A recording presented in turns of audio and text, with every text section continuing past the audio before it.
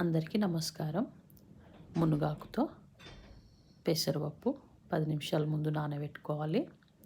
ఒక బాండి పెట్టుకొని తగినంత నూనె, ఆవాలు, జీలకర్ర, ఎల్లుల్లిపాయ, కరివేపాకు,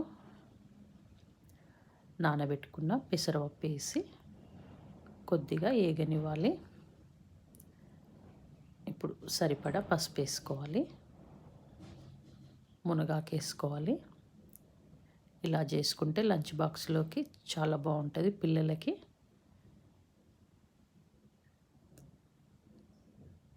ఇప్పుడు సరిపడా కారం, సరిపడా ఉప్పు, కొద్దిగా ధనియాల పొడి ఒక 2 నిమిషాలు ఫ్రై చేసుకొని చూడండి ఇలా అయ్యింది.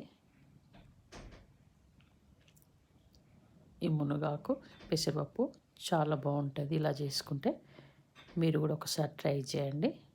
ఎలా వచ్చిందో కామెంట్ చేయండి. నా ఛానల్ లైక్ చేయండి, షేర్ చేయండి, సబ్స్క్రైబ్ చేసుకోండి.